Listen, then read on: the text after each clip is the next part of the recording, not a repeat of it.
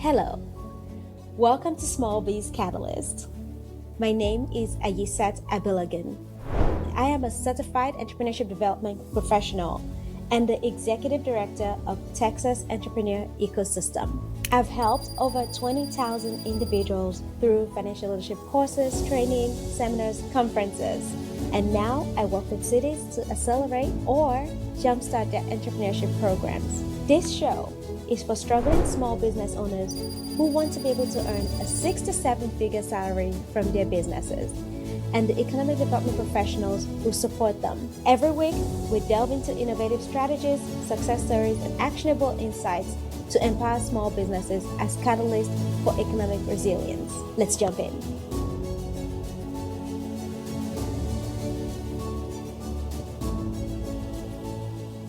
Welcome to Small Biz Catalyst. This is a collaboration with Texas Entrepreneur Ecosystem.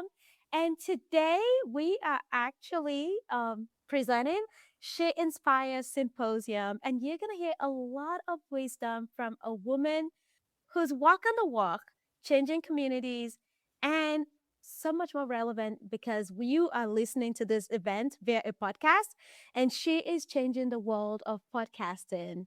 Remi Roy OC. Please introduce yourself to our audience so they get a tiny taste of who you are. Thank you so much for having me. Ayisat, I really appreciate it being here. My name is Remi Roy Osi.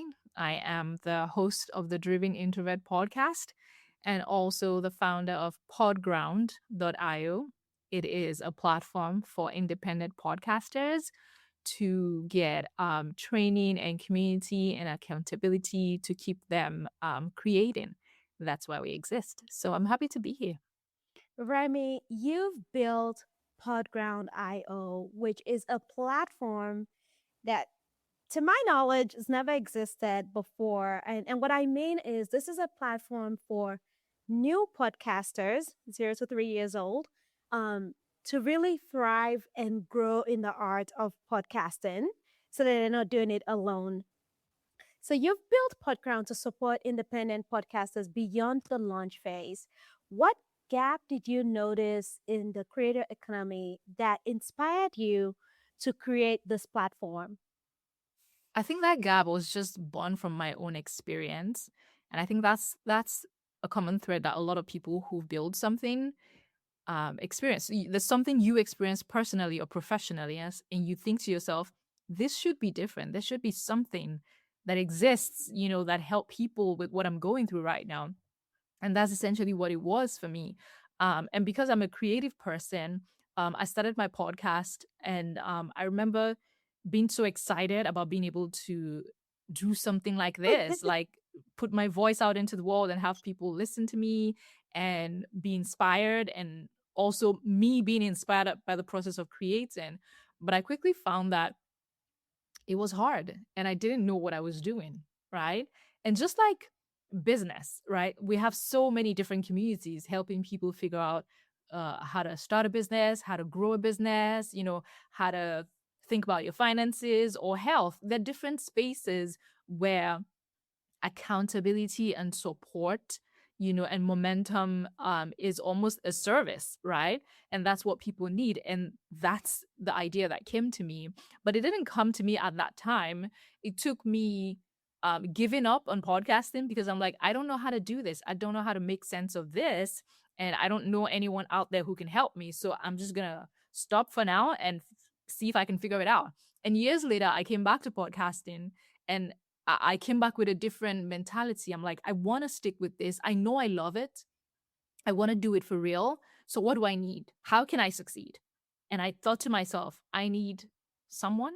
I need people, right? I need somebody to show me how to do it, how to think about it, how to approach it.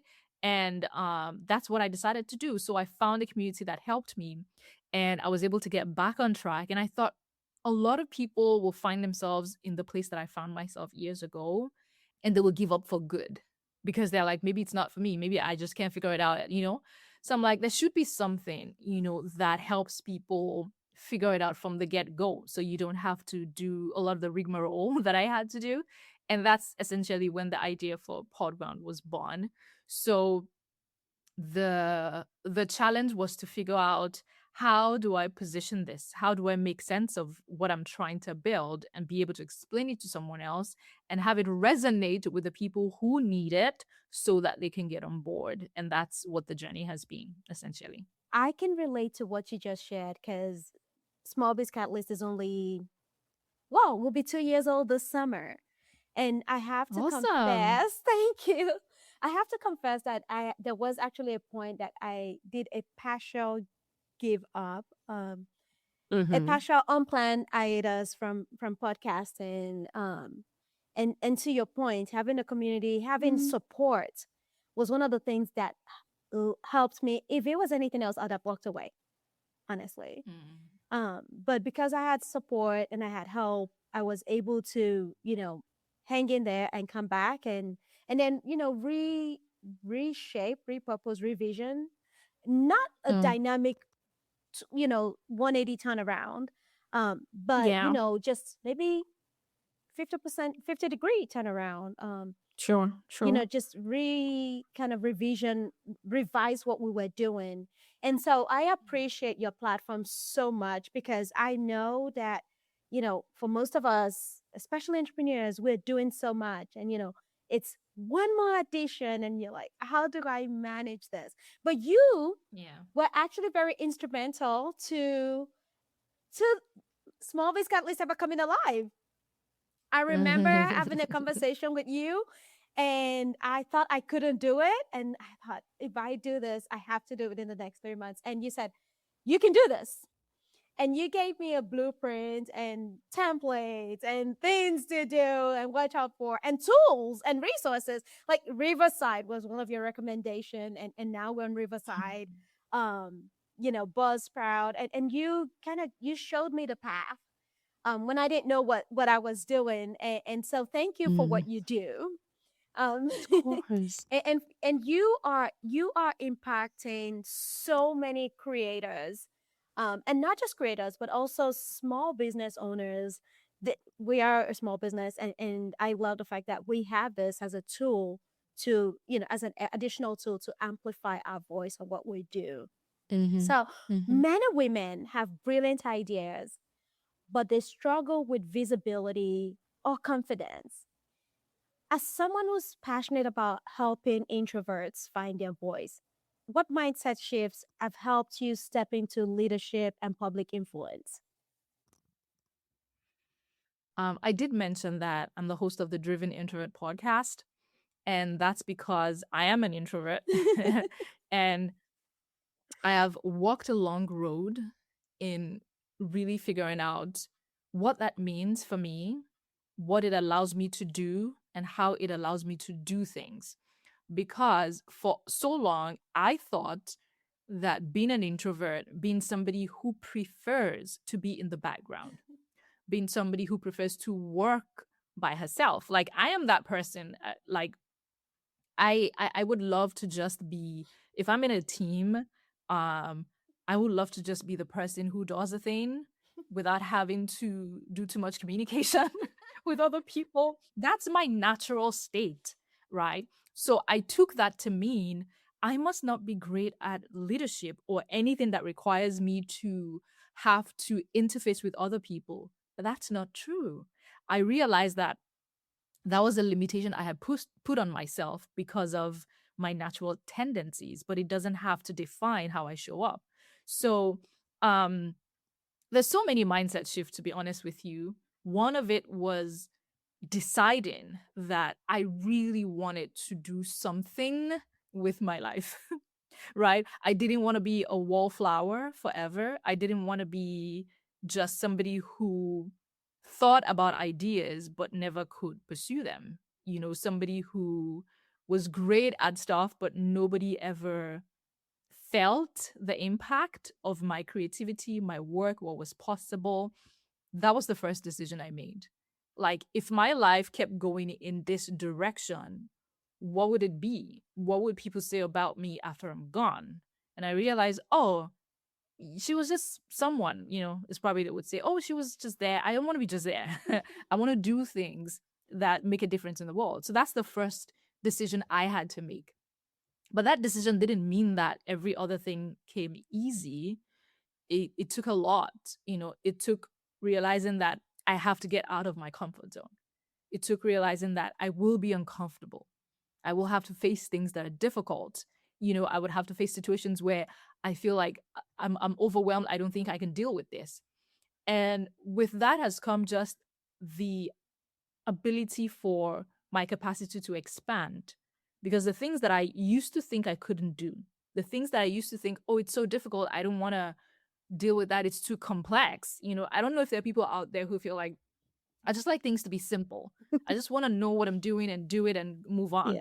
But the truth is that if you desire to do more and do greater things, quote unquote, with your life, it will require some complexity.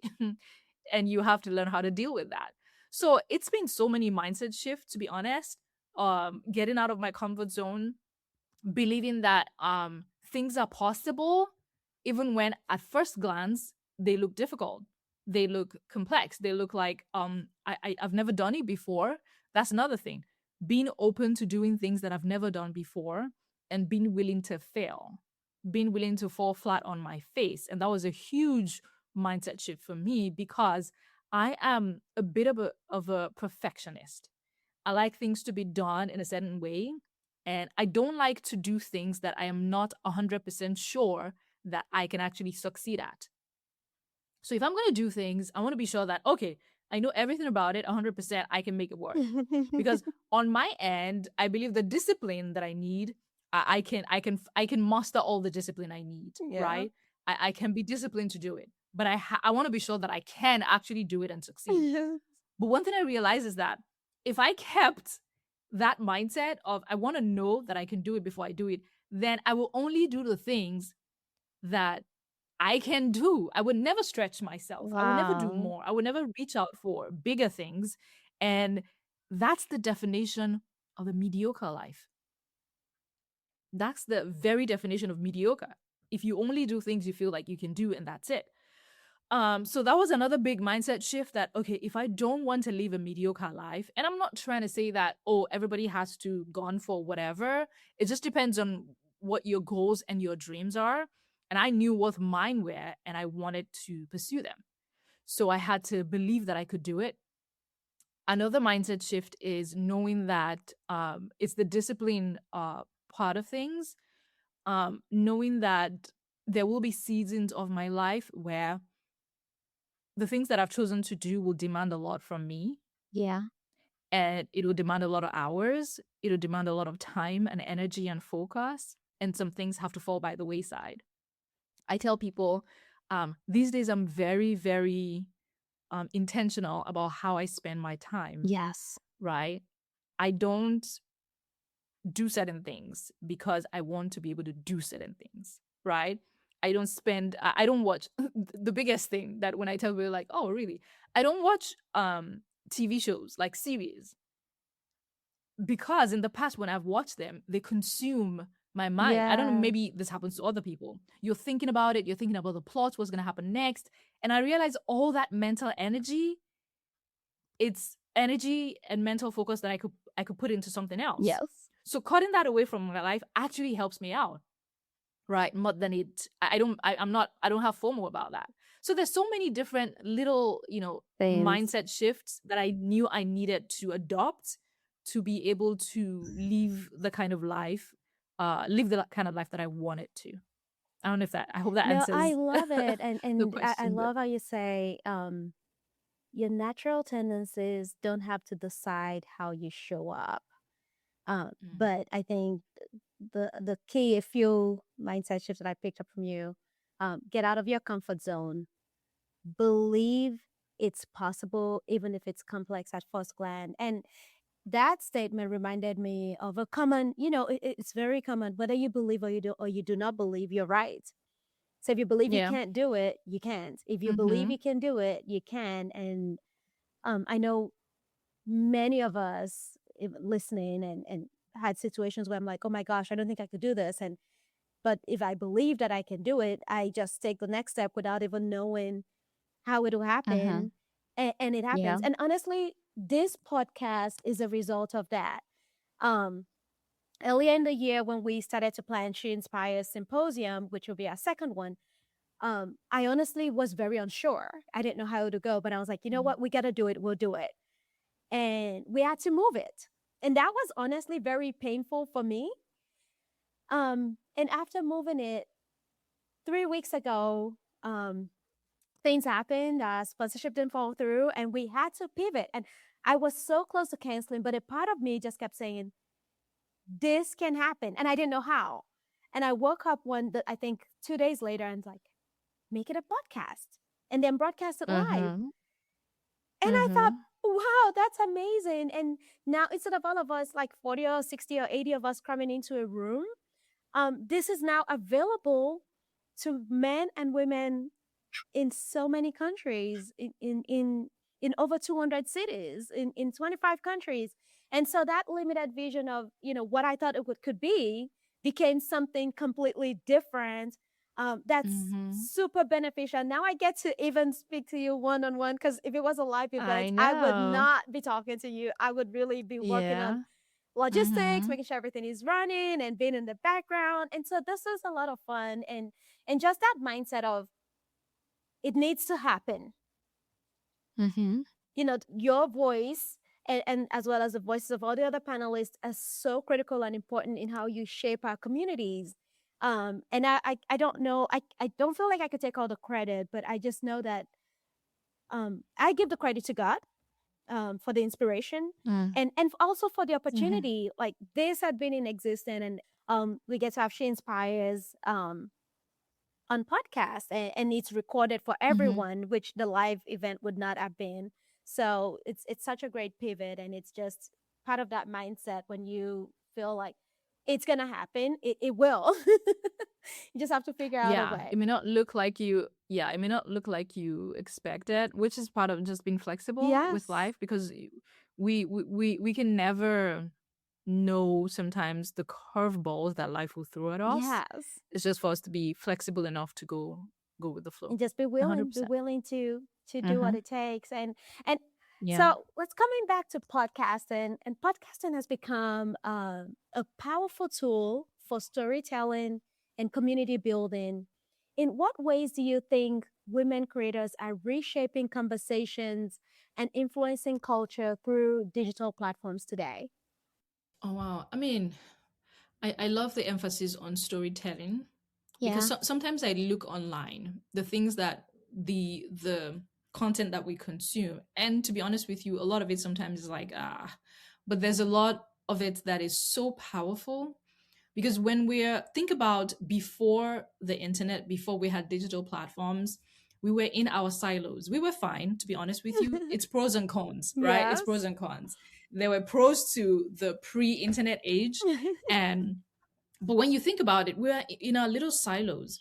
And what you knew was what you knew, and the Yes. people around you, and the stories you heard, or Yes. maybe something from TV that was so kind of far away and very curated and very produced. But now we have the ability to share our stories in a way that, without the veneer of like the media, like traditional media, whatever filter, like woman to woman, person to person, stories that you may never have heard Yes. until somebody was brave enough to say, I want to talk about this. We should be having these conversations, right? Absolutely. I remember there is a Facebook group, and I think they've kind of gone on to different forms of media now, that was for women. And in a very, I'm not going to name, but in a very specific location. And people started to join the Facebook group, and the owners of the Facebook group, their vision was to just have women talk about their experiences. And it was so mind blowing, the kinds of things that people shared that they could not share with people in their own personal lives because of the cultural, ramifications of that, right? Yeah. But they were able to share and talk about things in such a way that they're like, oh, I get it now. I'm not the only one, experiencing this, or Yes. learning from other people that these are the strategies that they have implemented in their lives, in their businesses, in their homes, as mothers, as wives, as daughters, and all of that. It's so powerful. So I'm grateful that a lot of women are leaning more into it, Yes. not just being consumers of information, but also knowing that they can contribute something. And there's no pressure to contribute if you don't have anything to say, at the point. But I think podcasting is such a powerful tool, also because the barrier to entry is, I won't say is completely low, but it's very low. Yeah, It's very I low. agree. I also acknowledge that the landscape is changing, Yes. right? But you can literally use your phone, and tell stories and, create content that will help somebody, that will connect with people. Or just because you want to use your creativity, you just want to, it's creative expression for you, whatever it is, you can do that. But the beautiful thing about this is you never know what something can be. Remember the days of the beginning of YouTube, Mhm. when people who had no idea what YouTube was going to be, they just started posting videos. Yeah. Why? Because they love to be creative. They just wanted to, scratch an itch and just express themselves somehow. If you ask the people at that time, when they were creating at the early days of YouTube, when no one even cared about YouTube, what are you doing this for? They're not going to tell you, oh, I'm going to be, I don't know, some YouTube personality with 500 million, subscribers someday. No, they just did it because they had something to say. They Yeah. wanted to share something, do something. And I think that's the best place to start. One of the things that I feel like is a big barrier to this whole being able to share our voices online is the expectation of monetization. Hmm. I think sometimes when we're so preoccupied with the outcome of a thing, it's very easy to lose momentum. But if you start to create with the goal of just sharing and connecting, you never know what it could be, right? Yes. And then keeping going, on that path, I think it's very crucial. So I love and it's not a new thing, obviously, but it keeps changing. It keeps evolving. And even with AI now, it's like, oh my gosh, pros and cons to that, pros and Yes. cons. Oh my God, AI, right? But I love that there are tools and the digital spaces and all of these things that allow us to do more, and achieve more. I love that. Hey dear, if you're just joining us, this is Small Biz Catalyst. We would like to invite you into our Tag a Business team. Here's what you need to do. Nominate a small business of your choice, tag them on our website at smallbizcatalyst.org. That's small, BIZCATALYST.org. Tell us your name, give us your email address, because that's how we'll be able to tell you if you're a winner or not. And then give us a website to a business of your choice. It could be your business or somebody else's. Once you've tagged the business, you'll be entered for a $25 drawing to a local business of your choice. We'll announce winners every month. And now, back to the show. I'm not going to focus on AI, but I'm going to focus on innovation, because our theme is entrepreneurship and innovation. And I know AI is a piece of that. Yeah. But innovation is not always about technology. Sometimes it's about solving human problems differently. So, what does innovation personally mean to you as a founder and a community builder? I love the idea that innovation is not always about technology, because we have the tendency to box it into that. But if we go all the way back to, I don't know, maybe even our parents, before we had internet and all of these things, they found ways to solve their issues, their problems. They found ways to do things differently, right? Yes. Even the way that communities um, came up before we all kind of like got industrialized and moved, to the cities and towns. We lived in villages.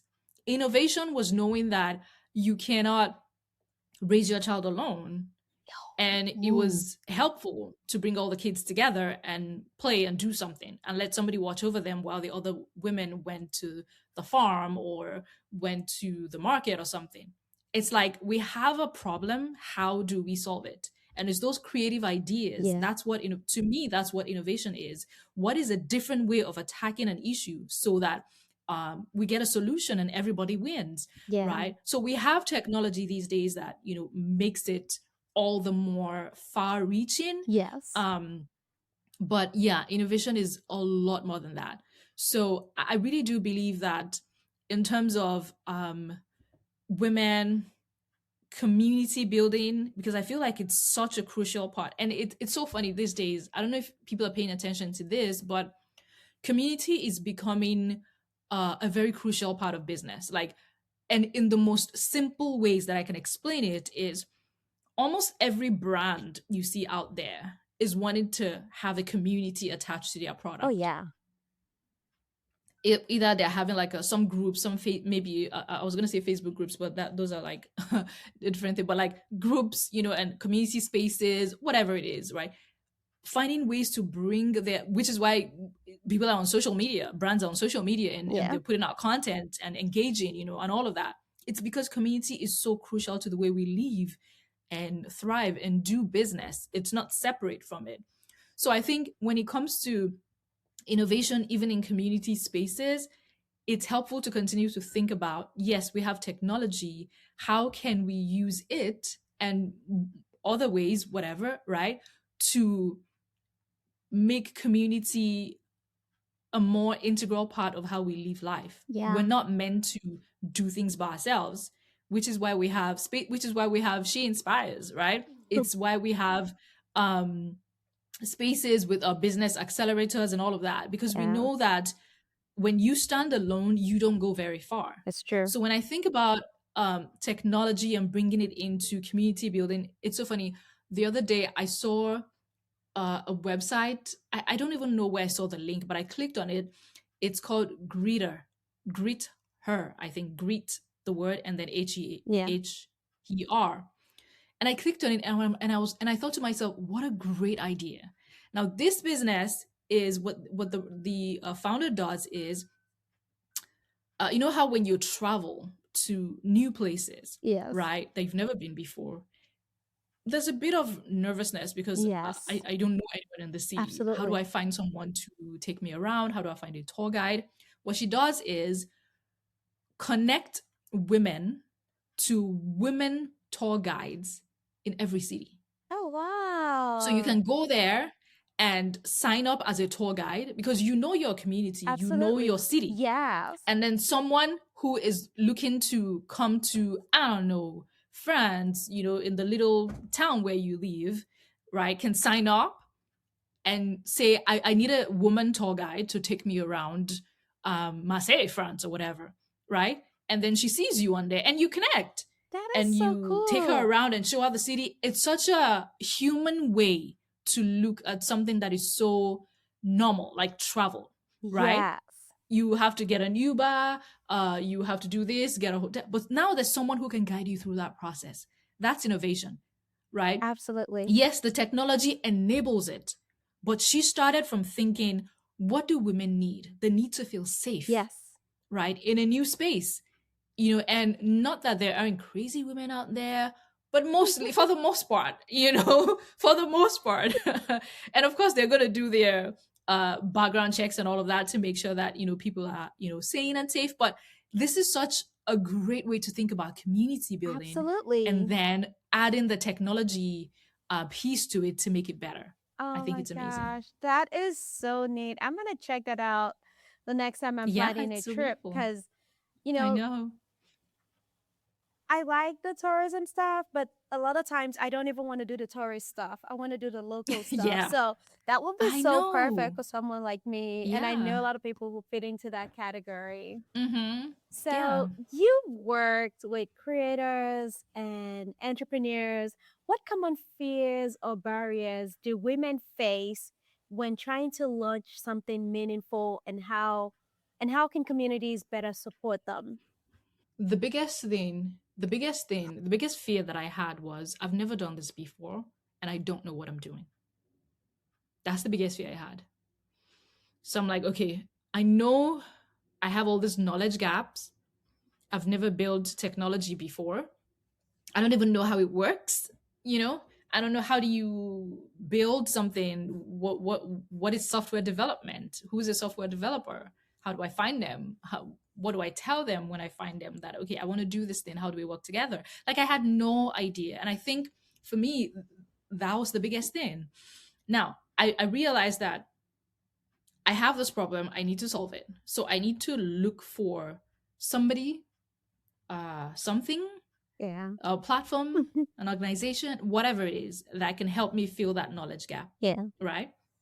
So I remember it's so funny because my husband was going through something on LinkedIn and he saw this woman talking about, women building technology, and this is what you need to think about. This is what you need to do. And he sent it to me and I'm like, oh, amazing. And I followed the rabbit trail and I ended up in a platform which is building for women, female tech founders. I'm like, this is amazing. That's innovation. That's somebody thinking ahead to know that women are experiencing this thing. How can I solve this problem? Yes. So I think that's one big thing that a lot of women faces, especially if it's something you've never done before. Yes. If it's something you've done before, you just like go through the motions. But if it's something new for you, you're starting a coaching business, right? Yes. Or you are starting a school, and you're like, I've never done this before. I have the passion for it, but all of the details that needs to come together to make it a thing, I've never done it before, right? Yeah. And this is where these kind of niche communities that are focused on helping women build businesses, plan, grow, are very crucial. So I think just hopefully we have more of these spaces that are focused on women, and not that men don't need it, but I feel like women's needs are just a little bit different when you think about going outside of the box or doing something against the grain. We feel a lot more pressure and a lot more sort of fearful, to take that big jump. But when we are able to take it, I believe that we can run circles around anybody, right? Because we have the drive, the passion, that multifaceted thing that just lets your brain work in different directions at the same time. We're mothers, we're get caregivers, we're sisters, we're whatever it is. And then we want to also do this business thing. So I think for me, I can only speak for me. That's the biggest fear I had. I've never done this before. I don't know what I'm doing. How do I figure it out? But part of it is also, I think, learning to tame that voice of doubt that kind of tells you, because you've never done this before, because you don't know what you're doing, I don't think you should continue. Like, you're just wasting your time. This is not going to work. Or do you even know, what to expect? Do you even know what to look out for? Like, you're just running blind. All of those kind of voices in your head. And being able to have people around you that can let you know this is normal. It's very everybody out there seems like they've got their stuff together, but no, everybody's just trying to figure it out. Yes. Even the people that you feel like even the millionaires and billionaires, they're just trying to figure it out. Everybody has a next level they need to get to, and they don't know exactly what it looks like. That's true. Some people have learned to take fast steps, make fast decisions, fail fast, and then move on than other people. But we're all the same. We're all trying to figure this thing out. So I hope that more women are be able to tame that fear and those doubts and just find the resources they need to succeed. So for women listening today who have a big idea that they keep postponing because they don't feel ready, what practical first step would you encourage them to take this week? Start before you're ready. I love it. And that would look different depending on where you are, depending on what you're trying to do. Think of it as when I started to build Podground, and because it's so like technology focused, I started to listen to all of these videos and startup and building a business and building a platform and all of that. And that's when I learned the term MVP. Yeah. Minimum viable product, or MVP. And I think of starting before you're ready as the tiniest bit of action you can take that sort of validates what you're trying to do. The tiniest bit of action, right? So for instance, you have the dream to own your own bakery. You love to bake. Everybody loves your baked goods. Your family loves it. Everybody's asking you to do it, right? And you're dreaming of, I'm going to have my bakery someday, and it's going to be beautiful, and it's going to be well decorated, and people are going to walk in, they're going to feel at home. But before you get to that point, knowing that there's so many steps between where you are right now and having that physical bakery, what can you do today to move you in that direction? Right? So if it's committing to, I will bake every weekend, Yeah. even if life is busy, I'll bake every weekend and I'll take it to the nearest farmer's market or something. Yeah. Right? Because you want to have a bakery. Essentially, a bakery is not like a museum, it's a business. You gotta get people to pay for the baked goods so you can make money, Yeah. so you can keep doing it. Right? So you want to start that business in the simplest way. I'll bake something, take it to my friends. I'll bake something, go to the nearest farmer's market. I'll bake something, talk to people about it. Right? It doesn't matter what it is that you want to do. You want to have like a community where you encourage women and you do trainings and workshops and you support them or whatever. Right? Start with one person.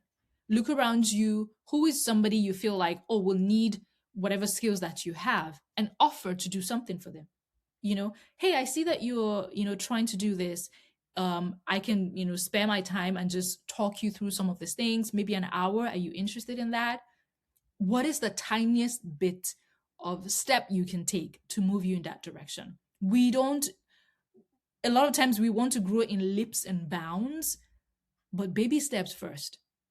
And the good thing about baby steps is they build confidence gradually. And it's very easy to undermine the power of that confidence you're building as you're moving forward, but it's the greatest thing because no one can take away your experience from you.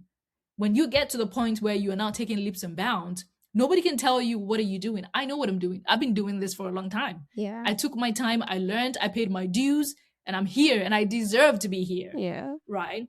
Because if you just jump to something or something is just dropped in your lap, to be honest, most times things like that, we don't appreciate it enough. Absolutely. We take it for granted. But if you have gone through the ringer and you've taken every step of the step, stayed up late nights, no one can tell you nothing. So I would say take that tiny step that you can take today to move you in that direction, step by step, and you'll get there. So today, I love how you talk about baby steps. But I feel like entrepreneurship today often glamorizes constant hustle. How have you 100%. built a business model and community that prioritizes sustainability, consistency, and creator well-being instead of burnout?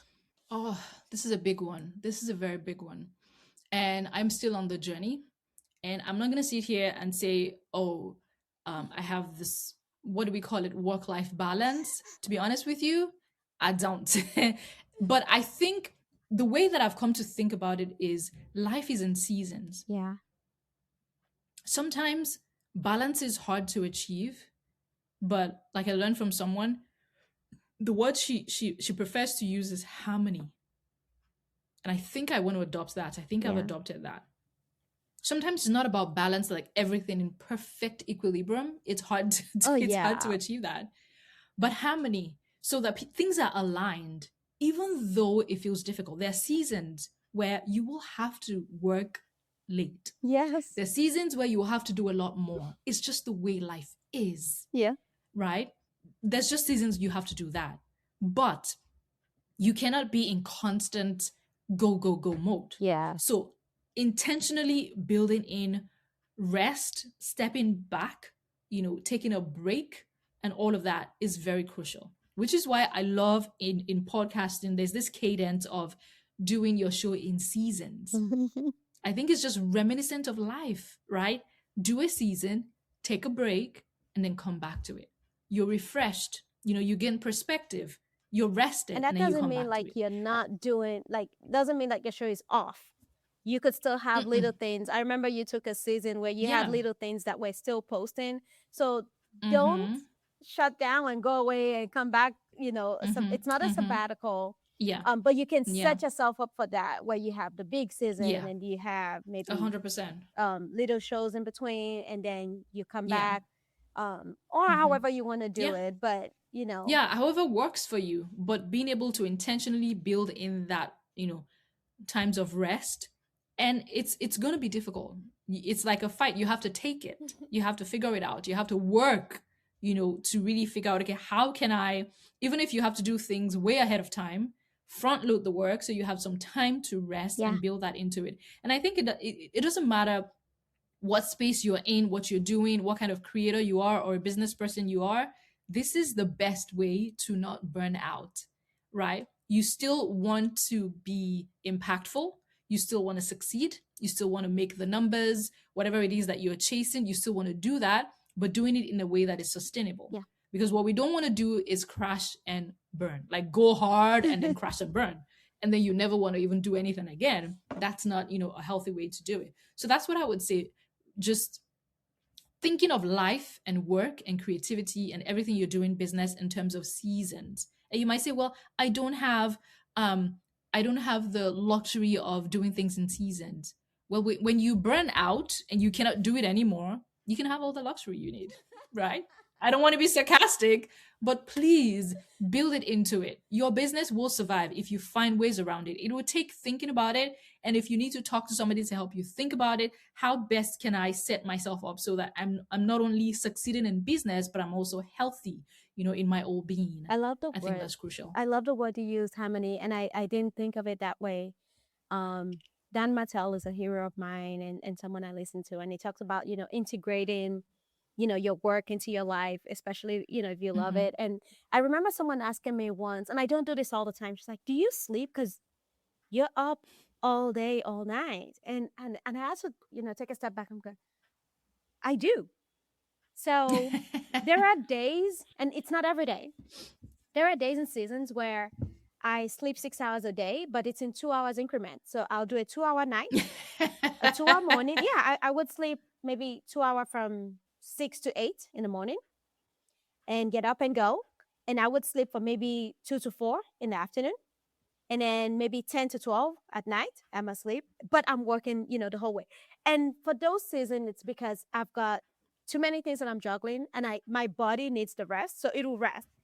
But my body also knows that it's got a lot, some things to accomplish. And so it gets me up and goes, we got to finish this. So I would get up and finish it.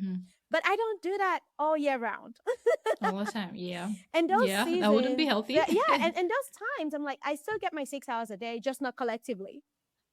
Yeah. And it, those 2 hours energize me enough to take the next 6 hours, or the next 4 hours, and pull through and do that. And so I had to laugh when she said that. I'm like, I didn't even think of it because again, I'm going and I'm rested, but I don't do that every time. And then there are times where, 8 o'clock, you cannot find me awake. You can't have a conversation with me. I'm asleep. But 3 a.m., I'm awake. And again, it's just like you said, the seasons, the times, and sometimes it might be certain days in a month. I'm like, ooh, I get 8 hours of sleep. And certain days in a month, I'm like, 6 hours is enough, So we always end the show with a signature question. And that question is, what advice do you have for today's entrepreneur? Figure out what you need, and then go find it. I think sometimes it's very easy to be either overwhelmed with what's not working or completely enraptured with the success we've had. And both situations can actually keep us from the next level of success. If there's something you need right now to move your business forward, to figure out how do I make this work, or what's working and how can I keep doing the thing that's working? Because sometimes we experience a little bit of success and then we think, oh, now I can move to the next thing.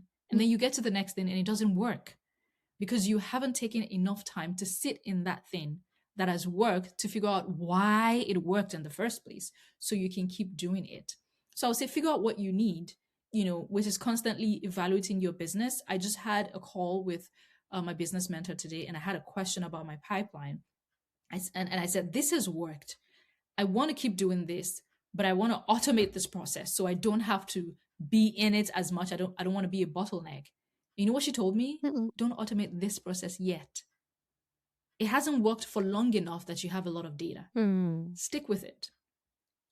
because you're just building something new. People need to feel you, they need to understand your vision. Stick with that. It's not time to pivot yet. It's not time to move yet. It's not time to, take yourself out of the flywheel, so to speak.